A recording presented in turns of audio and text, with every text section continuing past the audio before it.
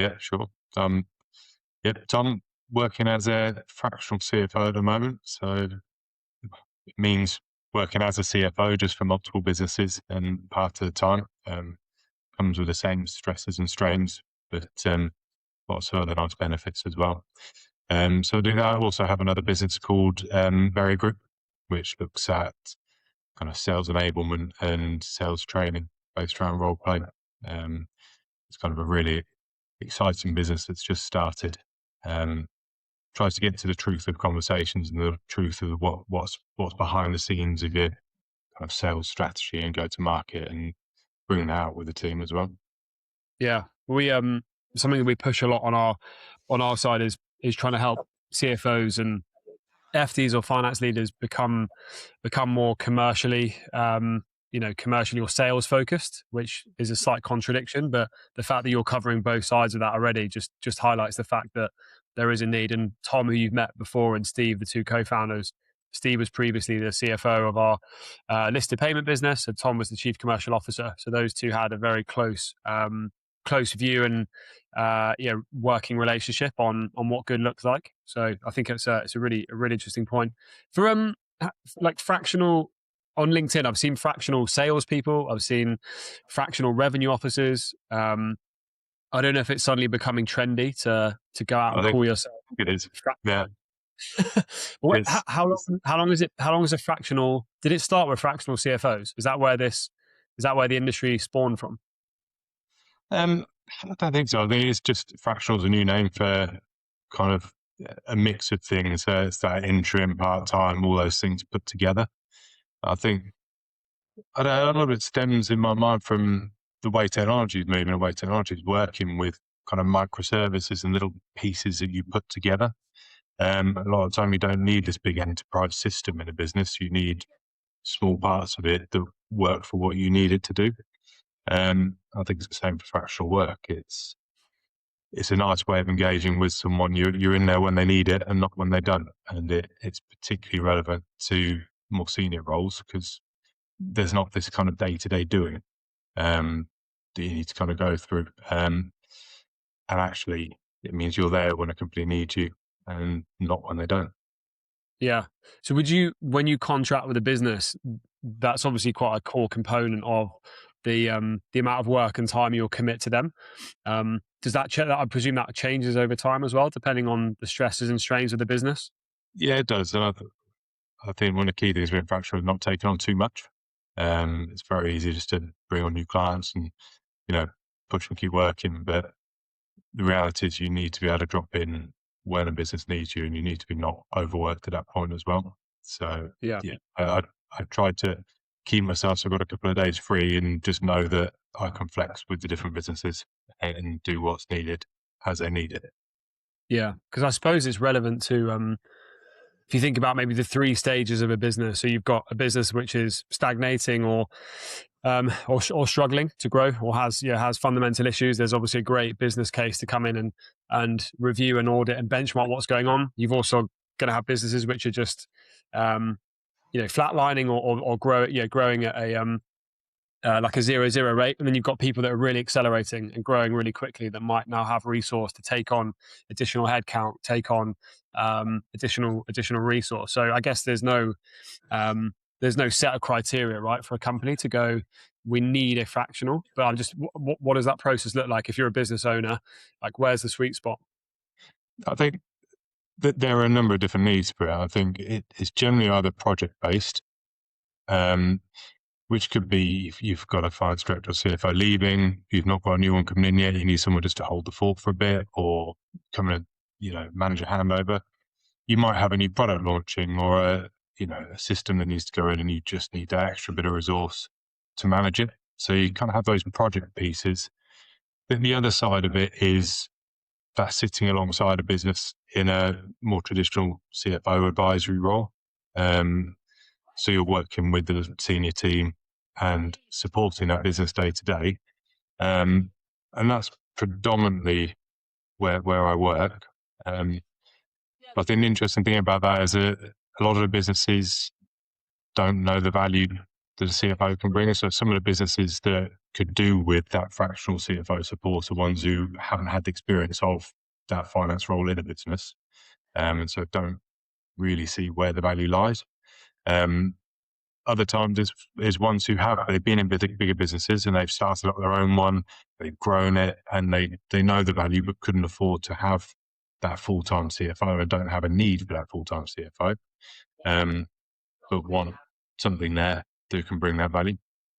Yeah, yeah, that's a really good way to put it, actually, in terms of affordability and having specific skill sets across different businesses come at a cost usually, and actually when you tie that back to a project based situation, it makes sense. And I know in our previous company there was some really complex projects involved in migrating ERP systems or moving accounting systems, and probably to most people in the commercial or the front office teams, it's just like, well, moving from Sage to NetSuite, how difficult can it be?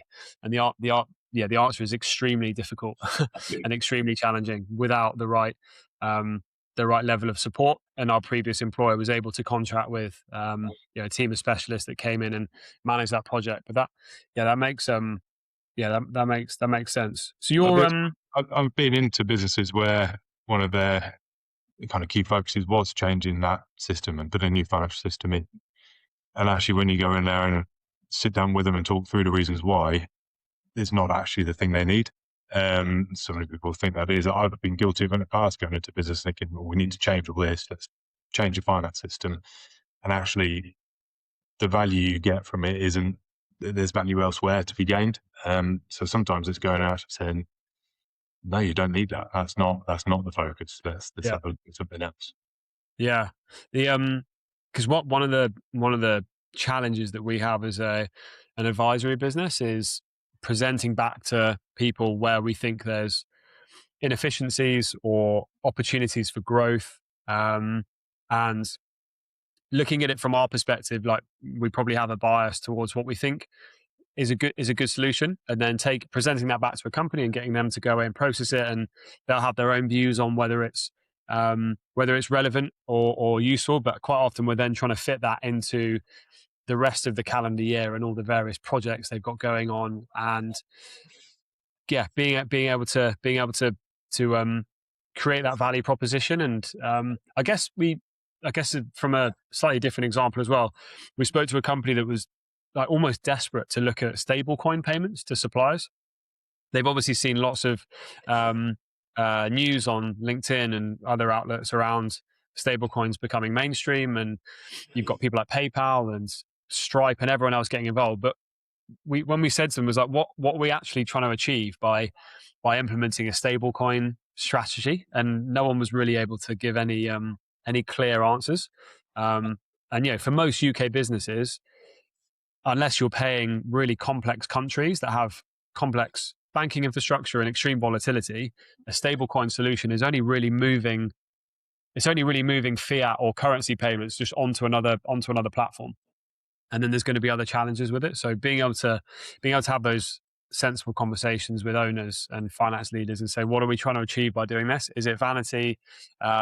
Is it to tick a box, or is it going to genuinely deliver what we need it to deliver, which is, from a finance perspective, what you guys are very good at doing. Yeah, and I think you're right. I mean, conversations I've had with you guys about, things we're looking at. Are we looking at some sort of borrowing, that taking an approach of a more holistic view of what's going on? Last conversation we had actually moved into currency hedging because that was the right thing for us and wasn't something we were thinking about at the time, but actually became important. I think that consultative role in all the work we do is really important, that we're able to step back and go, actually, I'm not an expert in this bit, move away from it and see if there's someone else in the network who can help, but then just advise and give you best view. Yeah.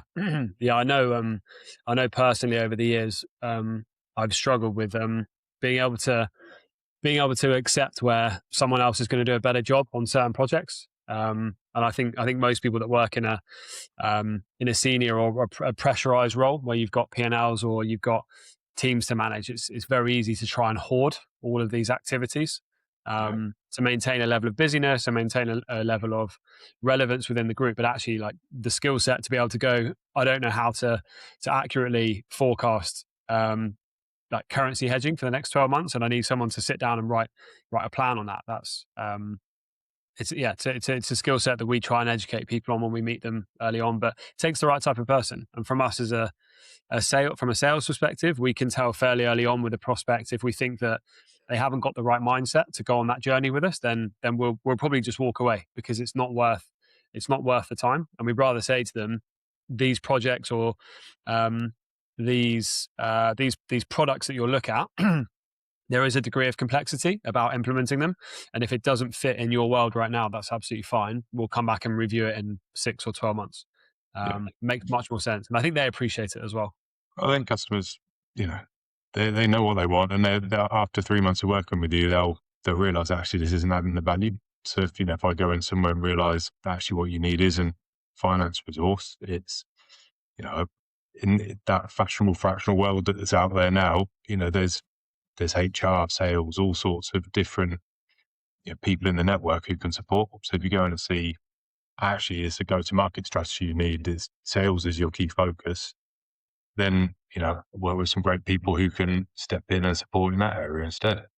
Yeah, being honest about moving forward. Yeah, so I presume over the years you've built out a network of partnerships with maybe partnerships not the right word, but tech providers and solution providers that can add value to certain scenarios. From an accountants, very similar ecosystem, where an accountant will come in and either for an existing client spot where there's potential blockers and issues, and then make recommendations around how they can fix it. So how have you managed that over the years in terms of like making impact at a new company? In terms of technology, I suppose I've got experience with the ones I know. And so I've been in a number of different roles. I've been to different systems, so I can bring that experience. But I think the key idea is just not assume that I know the answer. I think it's easier nowadays, particularly with technology, because so much integrates with each other. Before, if you put in a system in, you had to think about all the different potential integrations. Yeah. Now, most SaaS systems they do it natively, and you can pick them up and put them down as you need. So I think it's easier now to make those decisions. And so often, after looking at one client recently about a CRM, what sort of CRMs they put in, and actually you look through the list of them, they're all very similar now in terms of what they can deliver and how they do it. It's just picking the one that has the right nuance for you. So I don't have all the answers on the CRM, but I can help analyze it and figure it out. Yeah, integrations is massive. When we've been working on projects in the past, that's always been a major pillar in the discovery and planning of that piece of kit. Like, what does it need to integrate into? What does that integration look like? We've been quite lucky in the past. We worked on some cool projects. SAP Concur was one of those, taking prepaid card data that staff were using for travel and entertainment, and then feeding that back through into SAP Concur system, which in itself is a huge ecosystem of data and projects. But that was really that was a really interesting project to get involved in. And I think most accountancy platforms now, if you look at them online, their integration play is their strong point, almost more so than the tech they offer. It's about, look, this will do what it needs to do, but there's all these other things that we can integrate into. And I think across the board, from a banking perspective as well, I think integrations and AI will just dominate the next 2-3 years of a fintech or accounting tech, whatever you want to call it. Yeah, I agree. I think the decision used to be we need to change our accounting system to do this. Now it's more, what do we add on to our accounting system to do this? So you can find the plugins and the APIs that work. It just keeps it more flexible. It's a lot simpler. Yeah. Do you go out to like events and trade shows to have a look at the tech out there? Because I've done the circuits over the years, Accountex in Manchester, London, digital accountancy show. There's the Festival of Accountants and Bookkeeping as well up at the Birmingham NEC. There's a lot of events you can go to, and can be quite overwhelming when you go there, because there are just hundreds of exhibitors and people providing a whole range of products. Yeah, I'll be honest, I don't go to any events. I find them quite overwhelming. You're walking around just looking at all these different systems trying to sell you the same thing. I find that the best way for me is through that network of people I know. I think you only get the real feel for things when you're talking to people who've actually experienced it. So I think I've realized over the last few years of being fractional is the network of people around you is the most important thing. Going to events and talking to people about their experiences. So rather than talking to the people at the stands, it's quite often talking to people going around and what problems they're trying to solve, where they encountered the right solution in the past. It gives you a much clearer view of what's out there.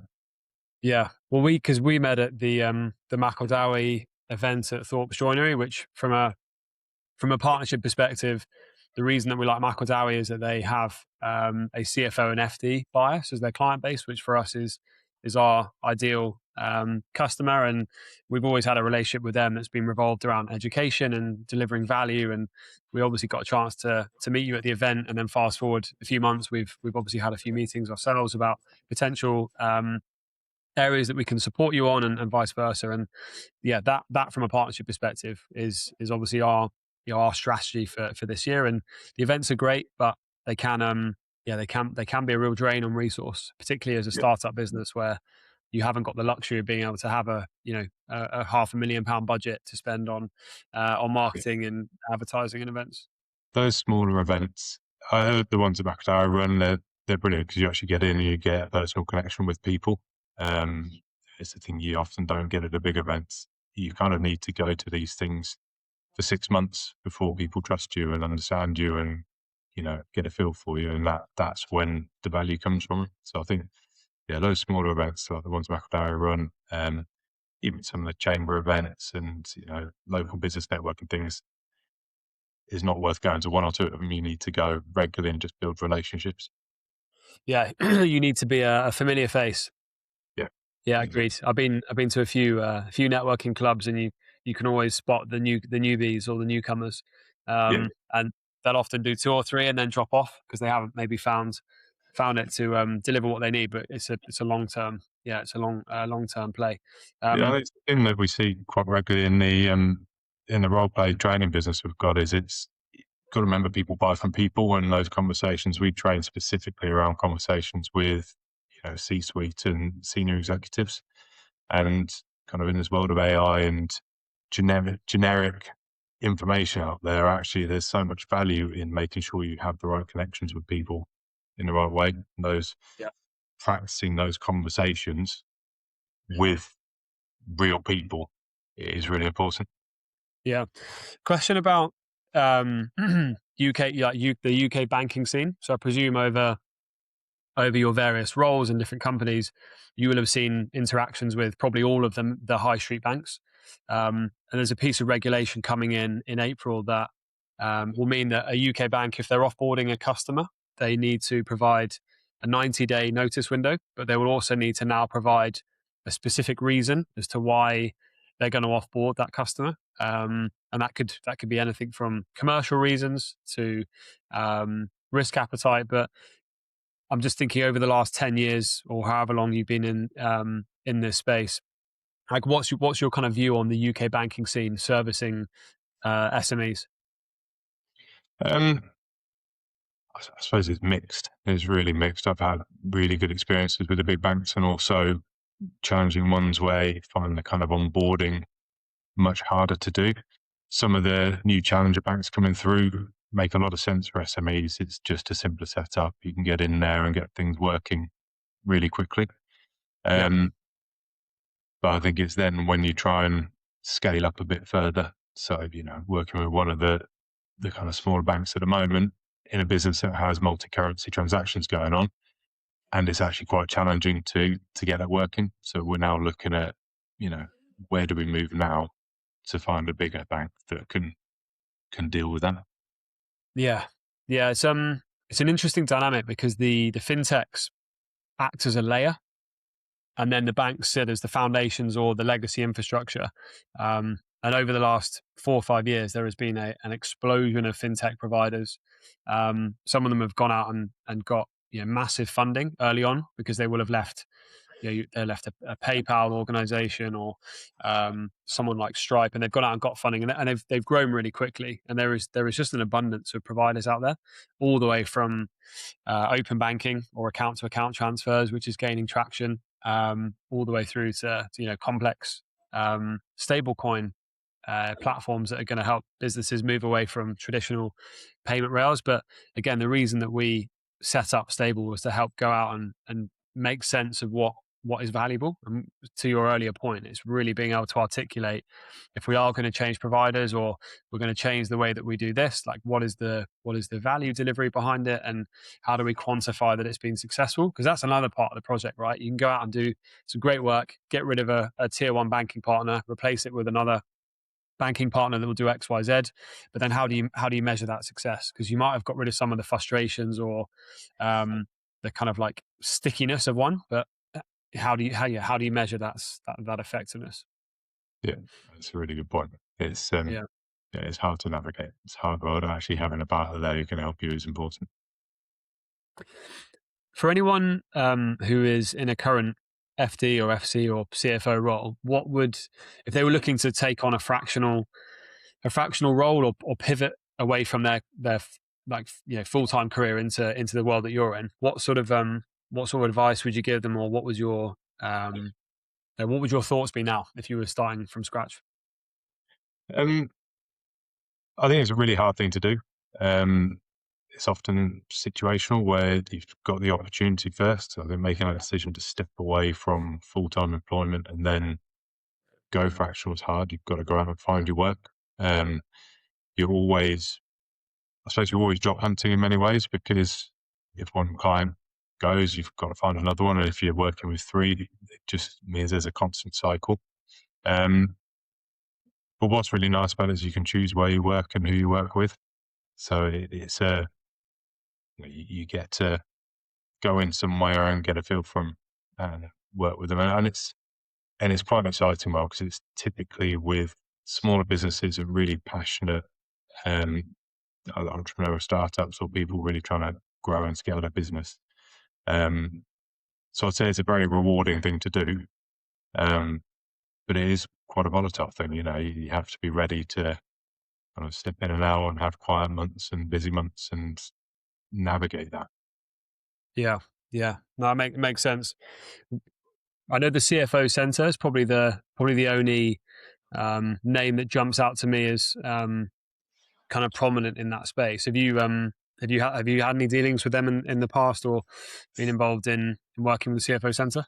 No, I've not. There's a number of groups out there who kind of consolidate FDs and CFOs and could provide the services out. I think it's a valuable service. They're there and able to market in a way that I couldn't do on my own. So I think it is valuable to some people. If you're starting out, that might be the way to go. Yeah. I've been fortunate enough to have a few relationships with businesses that have allowed me to get started on my own. So who knows in the future? Yeah. I think it's an awareness thing, isn't it? So when TransferWise was called TransferWise, they launched into the market with a really aggressive campaign around transparency for exchange rates and markups. And a lot of people in the payment space really, didn't like their approach, because it was effectively taking their lunch away. But actually, if you look at what they delivered to the retail and business banking world, it was transparency and actually just an education piece around how to check what you're actually paying when it comes to international transfers. So, I think all these big groups, they create that nice education layer at the top level, and then usually start to trickle down. Then you start to meet all the specialists. So probably worth asking about AI. I know it's a bit generic, but we've used trying to think of the best way to put it. Obviously, what we're recording on now has got an AI technology buffer behind it to edit videos, so we don't need an external media team. Although I'm sure they do a much better job than myself. But from an AI perspective, it's everywhere we look. It's obviously going to play a huge part in the way companies handle data and process better. But from your world, from a CFO, fractional CFO perspective, where does AI come in to benefit you and your business or your world? Um, I think in the same way as any other business at the moment, it's there are elements of it that improve processes. There's a lot of SaaS products out there that use it, like Riverside here, that just allow you to do things in a far quicker, easier way. So whereas before you were tying up a lot of resource doing something, um, you don't have to in many ways now. Even you take content design, things like that on Canva, it can create a lot of stuff for you. Um, I've come across some really interesting ways of using it as well. One business I've worked with they designed a board, as in like a non-exec board in ChatGPT, and used it to challenge them. They wanted challenge, and they created personalities in AI, put in some data, and asked it to challenge them back. So they had that kind of top level executive guidance, but through AI. So there's some really innovative ways to use it. That's brilliant. Yeah, That's really cool. I've never heard anyone use the tech for that purpose, but that makes a lot of sense. yeah, it does. I think it can't replace the real skills and the real experience of people. That's where chairs and non-execs and things bring a hell of a lot of value in terms of their day-to-day experiences and the battle scars they've got, and they can bring that into new businesses. But if you're just looking for something that can challenge you and make you think differently, I think that's one of the great things about AI is use it to spot your blind spots. Yeah. And if you're having a tough month, you can tone down the responses slightly just to give Yeah, yourself a bit more tell room. it But to be a compliment instead. that's a really good example. I like that. It's a soundboard, which again feeds back into the whole narrative of having someone external come in and look at what you're doing. They're there to challenge you and make sure that decisions make sense. That's really cool. The there's a lot of chat around brain rot with AI, which I think is quite interesting. So a lot of companies are now just inputting instructions to then get a response or get answers to something that maybe would have taken some learning skill in the past. So you can now create outcomes almost instantly with zero learning input, which I think is quite a scary concept when you think about it for too Yeah, long. Particularly when like I'm not great at using Excel, and I still have to look up specific formulas on Google, and it would be quite painful for anyone who's good at using it to watch me on it. But there's now shortcuts and kind of quick wins where I can already feel that ability for me to go and learn a new skill on Excel is diminishing because I'm just prompting it with what I need it to do. So we'll have to wait and see how that impacts. But from a sales perspective, obviously your business development tool and your strategies around finding customers, there's so many benefits with AI in there in terms of like we're looking at something at the moment around auto prompting when you're on a discovery call. okay. Because there is, as you know from when we met, there's typically four things that we could help a business with. And the conversation may start with a lending review, but it could quickly pivot into like a conversation about direct debits. When you're dealing with multiple stakeholders on a call, trying to jump between different products and services and value propositions is challenging. So we're looking at ways to get prompts in real time around specific questions that we should be asking and helping the conversation flow. Because as good as we all want to be at selling, it's a really tough skill to master, particularly when you're involved in like maybe a longer sales cycle or more complex products. So have you done anything like that with your sales function? No, we've not used much of that. I think I suppose there's a scale to it that we don't have that need yet. But there are tools out there that I'm using. I think integrations with the CRM that we use kind of help identifying who your potential customers could be, and the ability to scrape data and understand understand who your real buyer is yourself, but then apply that to data that you normally wouldn't have to hand, and it can kind of point to the golden nuggets amongst them. So you're not just spraying and praying, it is actually, targeting your customers more effectively. Yeah. When I first started in sales a long time ago, I would the company had a very strict view on during the day is when you're dialing and making calls, and after work and into the evening is when you're prospecting. And I can still remember now sitting there going through website after website, copy and pasting it into the CRM system.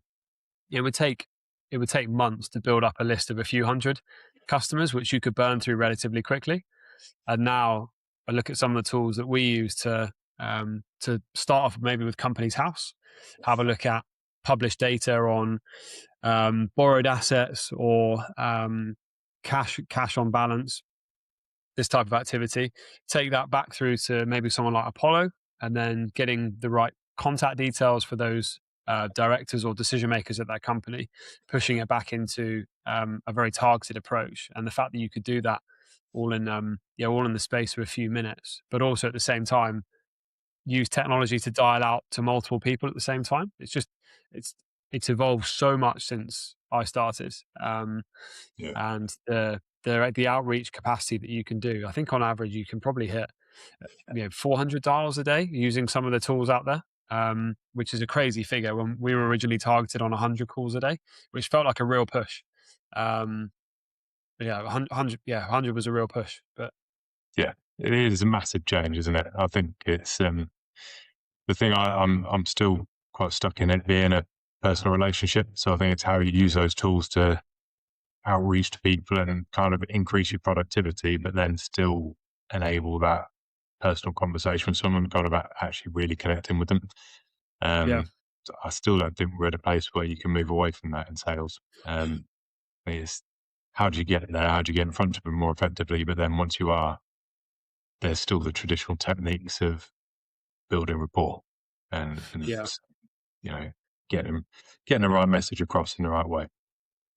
Do you get pitched directly quite a lot by salespeople as a fractional? Do you feel targeted? A lot of LinkedIn messages coming through. So Yeah, yeah, it's at a point where you just have to ignore them. I think 5-10 years ago, I was trying to respond to all the messages that came into my LinkedIn inbox, but now it feels quite generic a lot of the time, so you ignore them. I think that's the thing. It's hard to decipher between what is just mass mailing and what's real now. yeah. That's similar to our conversation about the Makodawi event. We've really tried to make sure that we maximize our event, hosted event and partner events to get in front of people and have real conversations with them, because it's too easy to send messages online. I've had a few recently that have missed the algorithm or whatever they're using has got the title or the name wrong, Yeah, and they've still gone out, which is yeah, it's still got the pain. It's pain. brackets. Still got the brackets Yeah, around it.